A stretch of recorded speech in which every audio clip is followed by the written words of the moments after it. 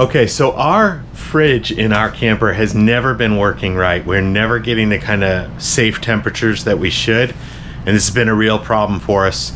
I've seen some videos online where one of the approaches to fix that problem is to put fans behind the unit. So the refrigerator, you know, like all fridges, behind it the coils get hot and you got to get that hot air out of there. There are vents on the side, on the outside of the slide, which I'll show you. And what the goal is to put some fans into those vents that can draw that hot air out better and see if we can get some better results.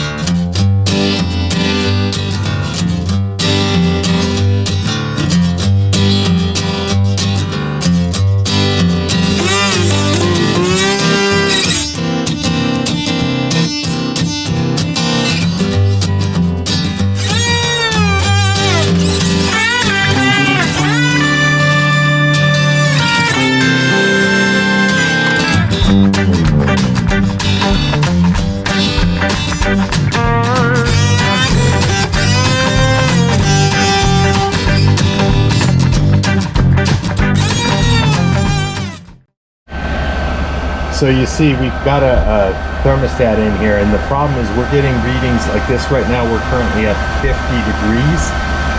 Most days when the sun is shining on the rig, we're at like 60 or 62. And the blue there is the safe zone for the fridge. So that blue line goes from about 33 to 39. So we are not at all in a safe zone.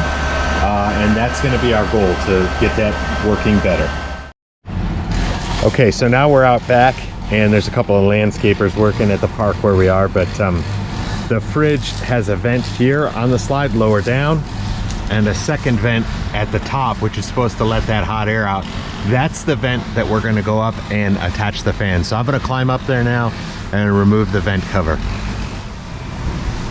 hot up there for sure. So I can definitely feel the heat in there, and that's what we want to draw that heat out. You can see there's, let me have the camera for a minute. I'll show you here. The basic setup is vented out the side from down below. The heat's rising out of there, which is good, but we're just not getting enough heat out of there fast enough.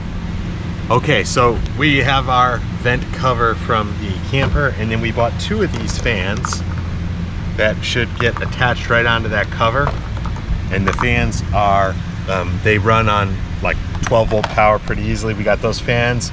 They have a on, high, and a low. And then we got a switch that will also handle on, high, and low, a connector, some other three-strand connectors, and a section of 3-strand wire.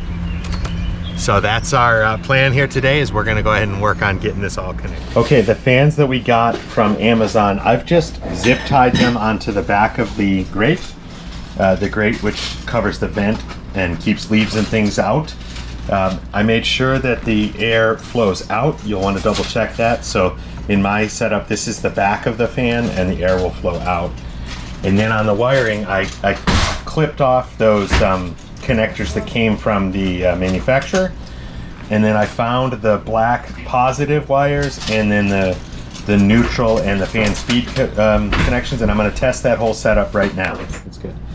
Okay, so you can see here I've just got a regular 9-volt battery. Will found that for me. It was in our battery bag in the junk drawer, and I've got the 2 blacks together, and then I've got the I've got the 2 blacks, the positive, and then I've got the neutrals and the fan speed controllers together there. So I'm going to just test the system with my 9-volt, and we've got both fans operating.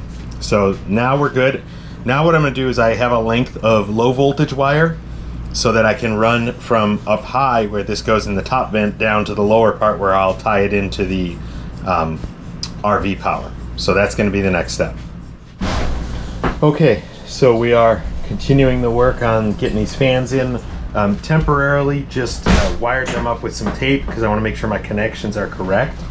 And then I put on like a 6 or 8 foot extension wire here, and I'm going to check just quickly with my 9-volt battery to make sure that my fans are working. And with my 9-volt going, here on my extension wire, I can see that my fans are working. So now I'm going to go out and set it in place and then work at wiring it into the rig itself. So now I'm up here with the vent cover, and I'm going to put it back into place here and feed my extension cord down to the bottom. I'm going to put this in and then we'll probably zip tie it in place, but we'll do that after we make sure it's working. Okay, can you see my brown cord here or no? No.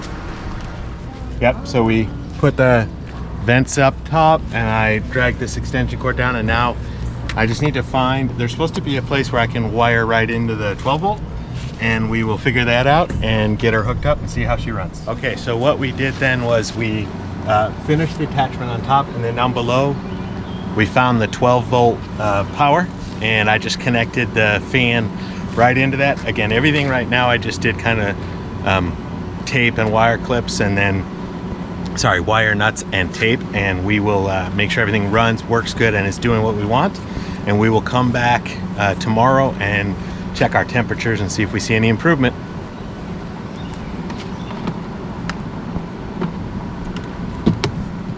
And so our update now, the fridge has been running about 16 hours, and we've dropped about 9 degrees in that 16 hours.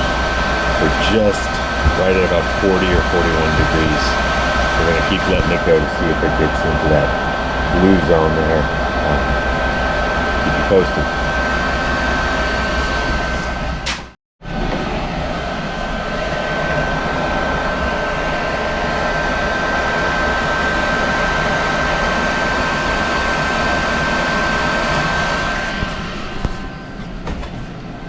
And so that's our update. The fridge is finally in the safe zone. Now, it took more than 24 hours. It probably took about 36 hours, and we'll see how it struggles when the full heat of the afternoon is on.